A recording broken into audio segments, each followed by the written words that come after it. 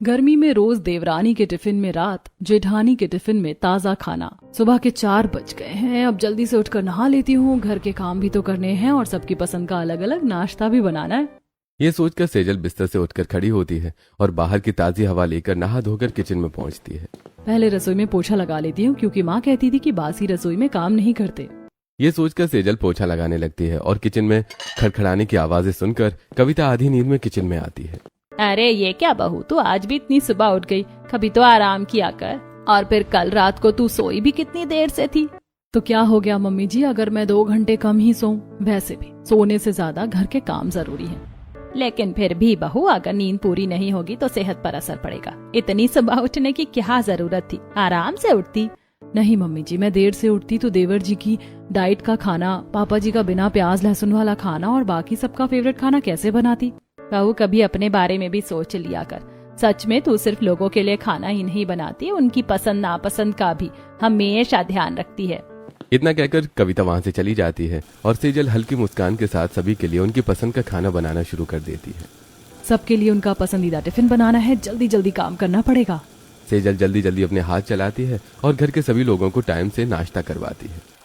वाह बहू, क्या टेस्टी पकवान बनाए हैं तूने, बिना प्याज लहसुन के। हाँ भाभी, आपने हमेशा की तरह खाने के मामले में आज भी कमाल कर दिया। हाँ भाभी, एक आप ही हैं जो डाइट फूड के साथ टेस्टी खाना भी बना सकती हैं। सच में सेजल, तुम्हारे हाथों के खाने की तारीफ तो मेरे ऑफिस के भी सभी दोस्त करते हैं। अच्छा चलो, आप जल्दी से टिफिन पैक कर दो। हाँ जी, आप सब बस थोड़ा सा इंतजार कीजिए, मैं अभी सबका टिफिन लेकर आती हूँ।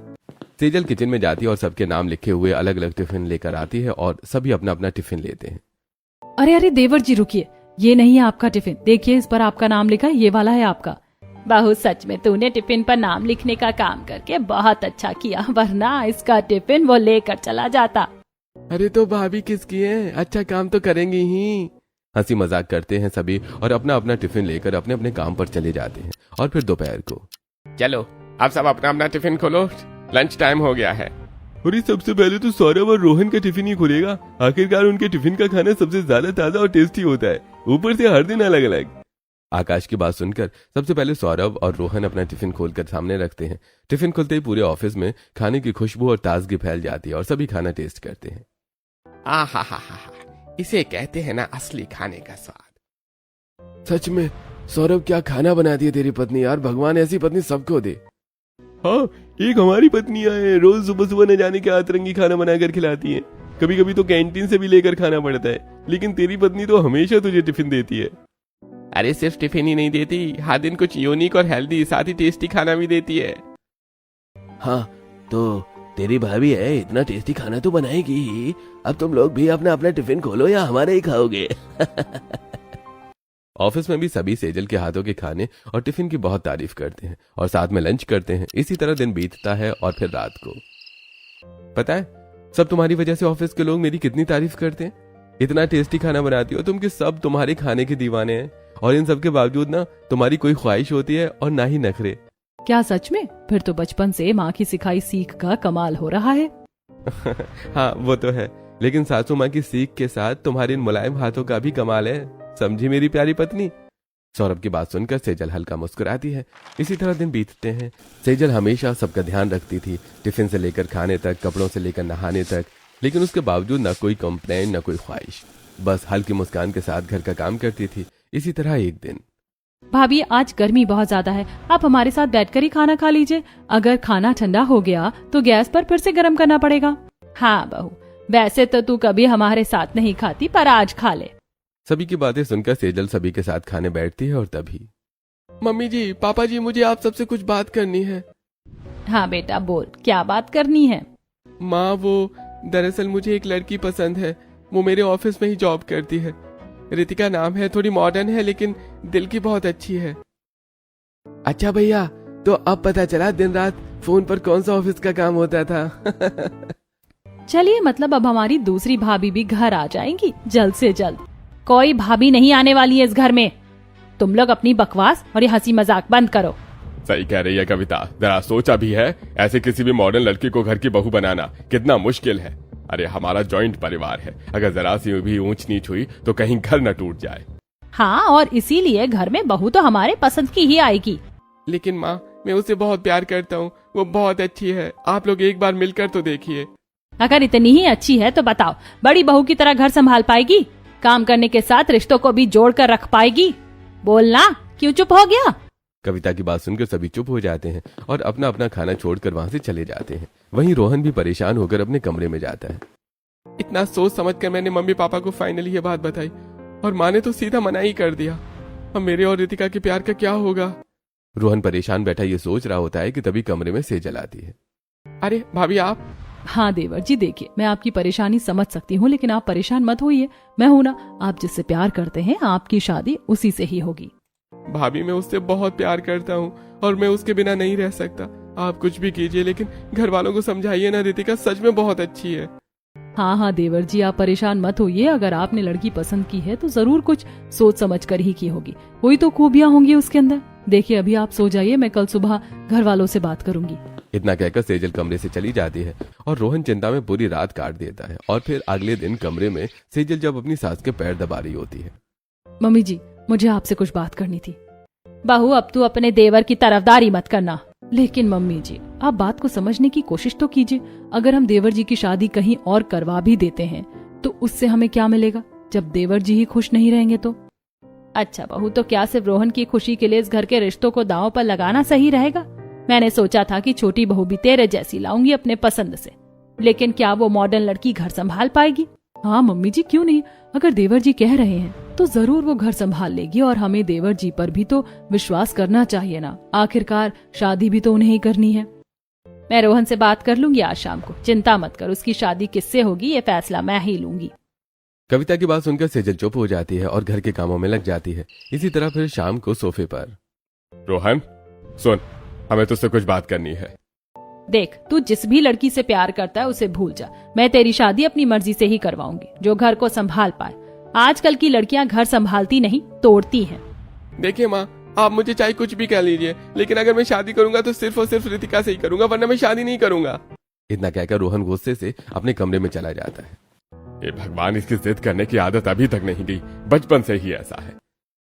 पापा, मेरे ख्याल से आपको अब रोहन की बात मान ही लेनी चाहिए, क्योंकि उसकी जिद कभी खत्म नहीं होती है। जब बचपन में हम उसे काबू नहीं कर पाए तो आप क्या करेंगे? इसे तो मैं मार मार कर सुधार दूंगी, जरा भी घर का ध्यान नहीं है। मम्मी जी देखिए, अगर देवर जी की हमने शादी नहीं करवाई और वो भागकर शादी कर लेंगे तो इससे हमारी कोई इज्जत भी नहीं रहेगी। इससे अच्छा आप मान जाइए। सेजल और सौरभ मिलकर सभी को समझाते हैं और रोहन की जिद के आगे सभी को झुकना पड़ता है। और कुछ ही दिनों में धूमधाम के साथ रितिका और रोहन की शादी करवा दी जाती है। फिर गृह प्रवेश के वक्त, बहू अपने दाहिने पैर से कलश गिराकर गृह प्रवेश करो। जी मम्मी जी, लेकिन उससे पहले एक छोटा सा स्नैप बना लेती हूँ, बस 2 मिनट लगेगा। इतना कहकर रितिका तुरंत फोटो लेने लगती है। यह देखकर कोई भी हैरान नहीं होता, क्योंकि सबको पहले से ही पता था रितिका मॉडर्न है। एक्सपेंसिव लहंगा, महंगे jewellery, light makeup with high heels और फुल ऑफ मॉडर्न वाइब दे रही थी। तभी सेजल, देवरानी जी और कितनी देर लगेगी, मुहूर्त बीत जाएगा, जल्दी से गृह प्रवेश कीजिए। अच्छा ठीक है, मैं अभी गृह प्रवेश करती हूँ।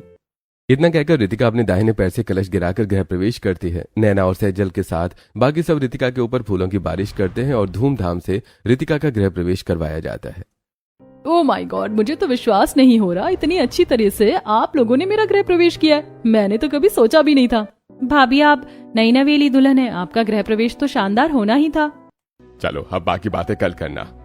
बहू, रात काफी हो गई है, तुम रितिका बहू को जाकर उसके कमरे में छोड़ो, वो थक गई होगी। जी पापा, आपने बिल्कुल सही कहा, मैं सच में बहुत ज्यादा थक गई हूँ। चलो मुझे कमरे में छोड़ दो। अब नैना रितिका को कमरे में ले जाती है और कमरे में पहुंचते ही रितिका तुरंत सो जाती है। इसी तरह पूरी रात बीतती है और फिर अगली सुबह, रितिका रितिका उठ जाओ, सुबह के 7 बज रहे हैं। आज तुम्हारी पहली रसोई है, मैंने तुम्हें बताया था ना। यार थोड़ी देर और सोने दो ना, क्यों सुबह सुबह उठा रहे हो? ओ मैडम, तुम्हें मेरे घर की बहू बनने के लिए मुझे कितने पापड़ बेलने पड़े हैं तुम्हें पता है ना। और अब तुमसे एक दिन जल्दी नहीं उठा जा रहा है, उठो ना प्लीज। हाँ हाँ, सुबह सुबह ताने मार लो तुम, उठ रही हूँ मैं। इतना कहकर रितिका उबासी लेते हुए आधी नींद में उठती है और तैयार होकर किचन में आती है। और वहाँ सेजल को 10 लोगों का खाना बनाते देखकर हैरान हो जाती है। ये क्या जेठानी जी, आप इतने सारे लोगों के लिए अलग अलग खाना क्यों बना रही है? आज भंडारा है क्या अपने घर में? अरे नहीं नहीं देवरानी जी, ये तो हमारे घर में रोज ही बनता है। वो क्या है ना, सबकी पसंद अलग अलग है और फिर सबको टिफिन भी देना होता है तो बनाना पड़ता है। क्या मतलब? आज से मुझे भी इतना सारा खाना बनाना पड़ेगा सबके लिए? अरे नहीं नहीं, आज से नहीं, आज तो मैंने सबके लिए नाश्ता बना दिया है, आप कल से खाना बनाना शुरू कीजिएगा। सेजल की बात सुनकर रितिका वहां से चली जाती है और फिर कुछ देर बाद सेजल सभी को डाइनिंग टेबल पर खाना सर्व करती है। ये क्या, आज तो रितिका भाभी की पहली रसोई थी ना, तो बड़ी भाभी अपना आपने खाना क्यों बनाया? रितिका, आयुष ये क्या कह रहा है? तुमने सभी के लिए खाना क्यों नहीं बनाया? वो दरअसल, अरे अरे बेटा, बहू को मत डांट, मैंने ही उसे मना किया था। अभी 2-3 दिन उसे हमारे घर में अच्छी तरह से सेटल हो जाने दे और घर की जिम्मेदारियां समझने दे, फिर वो आराम से अपनी पहली रसोई करेगी। क्यों, है ना बहू? ठीक है मम्मी जी, जैसा आप कहें। अभी मैं जेठानी जी को काम करते हुए देखती हूँ, फिर उनसे सीख कर परसों से काम शुरू कर दूंगी। चलो फिर भी ये भी सही है। अब बातें कम करो और खाना जल्दी जल्दी खाओ, वरना ऑफिस जाने में भी देर हो जाएगी तुम सबको। वृष भानु की बात सुनकर सभी नाश्ता करते हैं और सेजल सभी को अपने नाम का अलग अलग टिफिन लाकर देती है। ओ ननद जी, आप भी ना हमेशा भूल जाती हैं, ये टिफिन आपका नहीं है।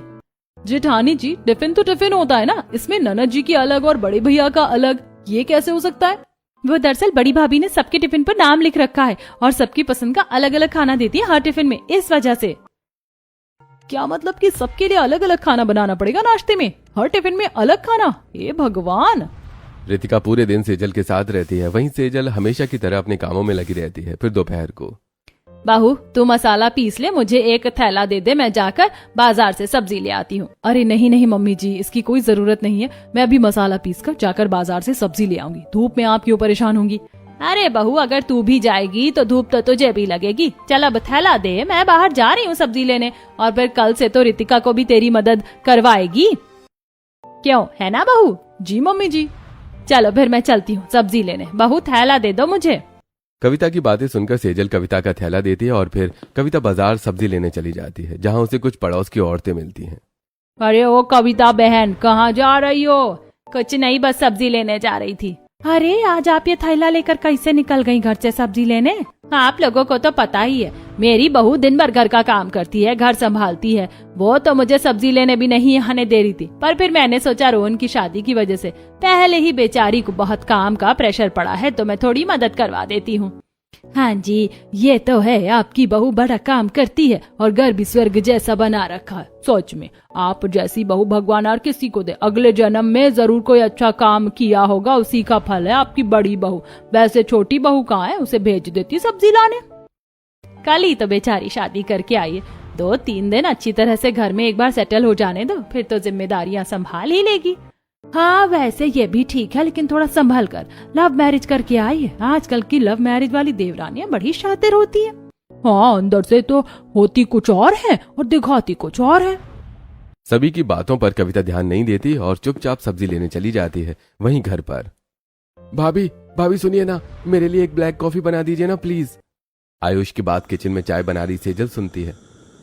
अच्छा ठीक है देवर जी, बस 10 मिनट दीजिए, मैं अभी आपकी ब्लैक कॉफी बना कर लाती हूँ। पहले पापा जी को चाय दे दूंगी, फिर देवर जी की ब्लैक कॉफी बना दूंगी।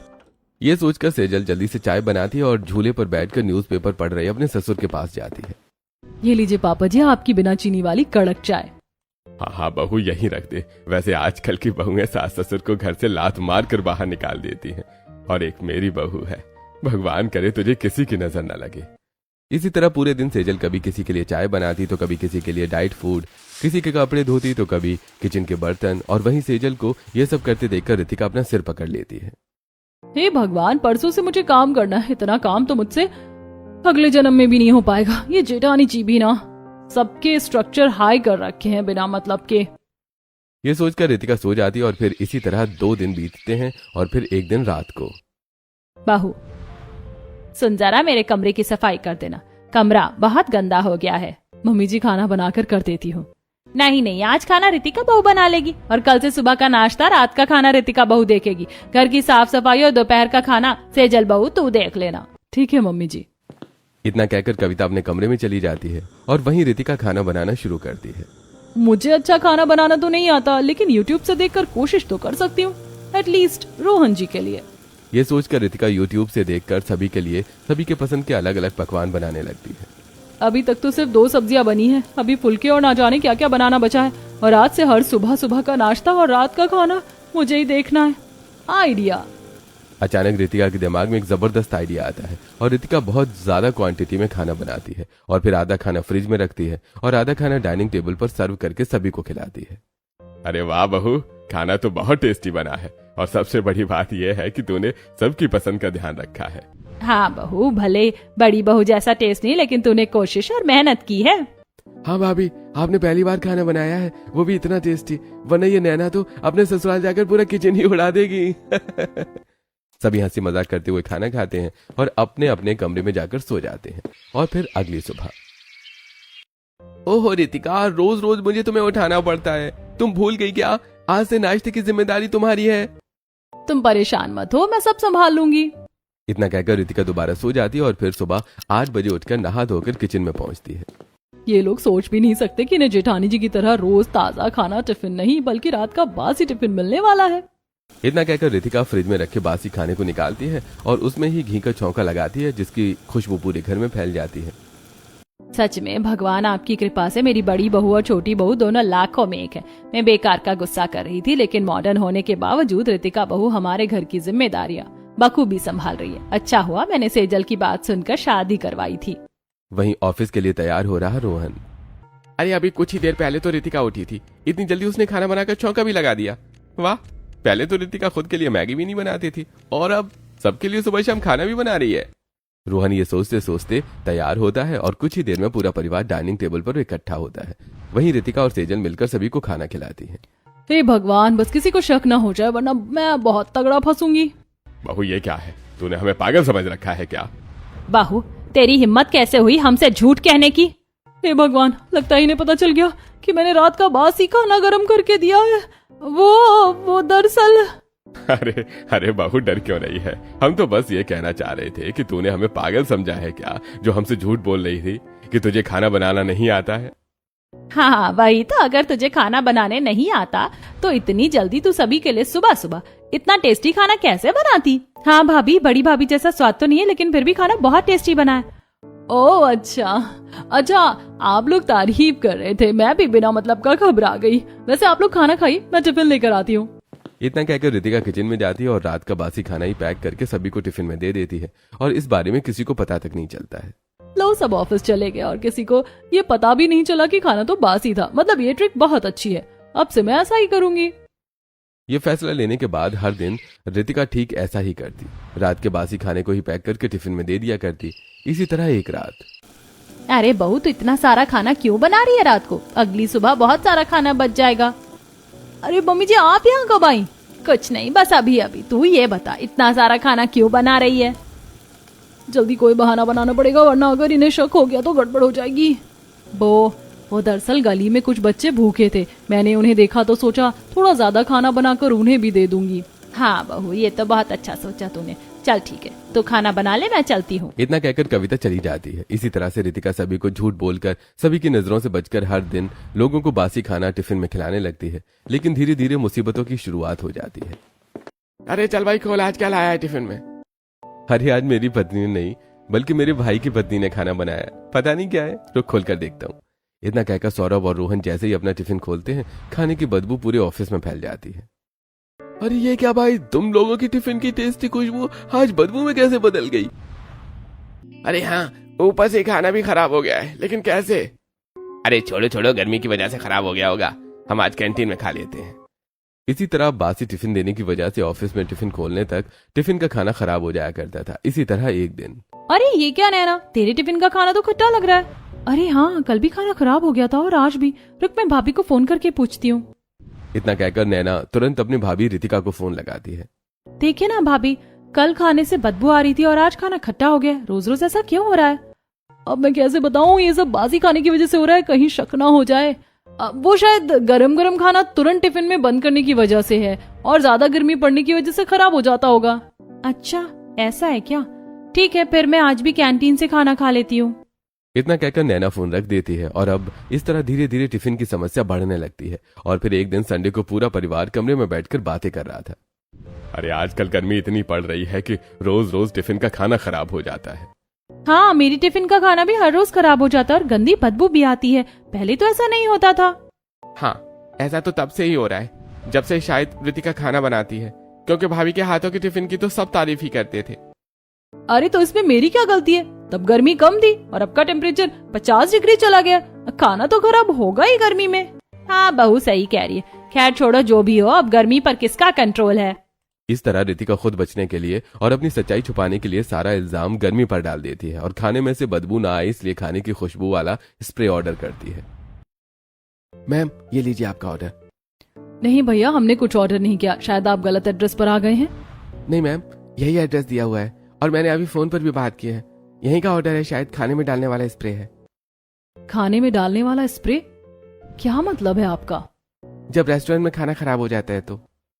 डिलीवरी बॉय आगे कुछ कहता कि तभी वहां रितिका आती है। जेठानी जी, ये मैंने ऑर्डर किया था। वो दरअसल मेरी फ्रेंड है ना, उसने एक नया काम शुरू किया है, इसीलिए मैंने सोचा कि उसे ये गिफ्ट कर दूं।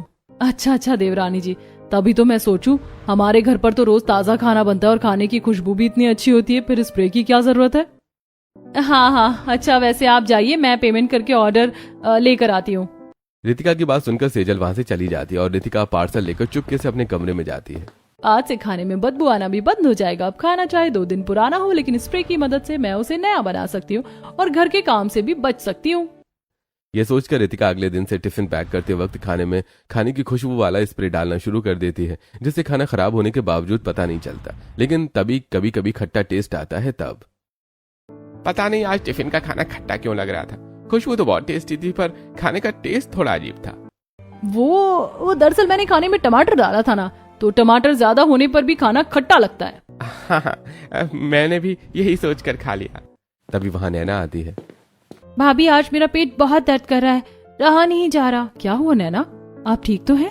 कहीं कोई जंक फूड या बाहर का तला खाना तो नहीं खा लिया था? नहीं भाभी, कुछ भी नहीं खाया था, बस भाभी का दिया हुआ टिफिन ही तो खाया था। अच्छा, तो जरूर आपने पानी कम पिया होगा, गर्मी चल रही है ना, कम पानी पीने की वजह से भी पेट दर्द हो सकता है। हाँ नैना, रितिका सही कह रही है। आज से तुम पानी ज्यादा पीना और पानी के मामले में लापरवाही नहीं। अब इसी तरह आए दिन किसी न किसी का पेट दर्द करने लगता है, तो कभी उल्टियां होती थी, लेकिन हर बार रितिका बहाना बना देती थी। लेकिन धीरे धीरे सेजल को शक होने लगता है और फिर एक दिन। मैं तो सोचती रह जाती हूँ कि मुझे सुबह का नाश्ता बनाने के लिए सुबह 4 बजे उठना पड़ता था। देवरानी जी इतनी देर होने के बावजूद टाइम पर नाश्ता कैसे बना लेती हैं? अरे छोड़ो ना, उससे तुम्हें क्या काम, कम से कम तुम्हें तो सुबह आराम मिल रहा है। और चलो, अब रात काफी हो गई है, सो जाओ। और वैसे भी क्या पता है रितिका सारा काम जल्दी जल्दी करती हो। इतना कहकर सौरभ भी सो जाता है। देवरानी जी चाहे जितना भी जल्दी काम करे, लेकिन इतना जल्दी नाश्ता बना देना आसान नहीं है। जरूर कुछ गड़बड़ है, लेकिन क्या? या फिर मैं ही कुछ ज्यादा सोच रही हूँ? ये सोचते सोचते सेजल सो जाती है और फिर अगले दिन रात को इतिहास की वजह से नींद खराब हो गई। किचन में जाकर पानी पी लेती हूँ। आवाज किए बिना जाना होगा, वरना किसी की नींद खुल गई तो बिना मतलब का शोर हो जाएगा। ये सोचकर सेजल बिना आवाज किए धीरे धीरे किचन में पहुंचती है, जहां रितिका फ्रिज में खाना रख रही थी। मुझ जैसा चालाक तो इस पूरे घर में कोई नहीं होगा।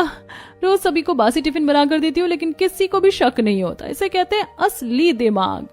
रितिका फ्रिज में खाना रखकर चली जाती है और अंधेरी की वजह से सेजल को नहीं देख पाती। वहीं ये सब देखकर सेजल के पैरों तले जमीन खिसक जाती है। मतलब कि इतने दिनों से देवरानी जी सभी को गुमराह कर रही है, धोखा दे रही है, झूठ बोल रही है, जिम्मेदारियों से पीछे भागकर रिश्तों के प्रति लापरवाही कर रही है। सेजल रितिका से कुछ नहीं कहती और अपने कमरे में जाकर बिस्तर पर लेटकर पूरी रात यही सोचती रह जाती है। और फिर अगली सुबह, छोटी बहू कहाँ रह गई? जल्दी सभी का टिफिन और नाश्ता लेकर आओ। नहीं देवरानी जी, अभी आप नाश्ता लेकर मत आइएगा। अरे लेकिन क्यों? हम सबको ऑफिस जाना है, वरना देर हो जाएगी। दरअसल मुझे गेम खेलना है, जो सही जवाब देगा वो जीत जाएगा। कैसा गेम भाभी? रुको, पहले मैं देवरानी जी को लेकर आती हूँ। इतना कहकर सेजल किचन में जाती है और 2 टिफिन और साथ में रितिका को लेकर डाइनिंग टेबल पर आती है। ये देखिए, ये दोनों टिफिन बाहर से तो एक जैसे दिख रहे हैं, लेकिन एक के अंदर बासी खाना और दूसरे के अंदर ताजा खाना है। जिसने सही पहचान लिया वो जीत जाएगा। कहीं जेठानी जी को मुझ पर शक तो नहीं हो गया? ये सोचकर रितिका का चेहरा पीला पड़ जाता है। वहीं सेजल दोनों टिफिन डाइनिंग टेबल पर रखती है। बहू, इस टिफिन में बासी खाना है। अरे नहीं, इस टिफिन में बासी खाना है। नहीं, आप लोग समझ नहीं पाए। दरअसल दोनों ही टिफिन में बासी खाना है। क्या? हाँ, दोनों टिफिन में 2 दिन पुराना बासी खाना है, जिसमें रितिका ने खाने की खुशबू वाला स्प्रे छिड़क दिया है और हर रोज आप लोग यही खाना खा रहे हैं। डाइनिंग टेबल की कुर्सी से सभी खड़े हो जाते हैं और हैरान रह जाते हैं। वहीं रितिका के सिर पर जैसे पहाड़ टूट पड़ता है। जेठानी जी, आपको ये सब पता था?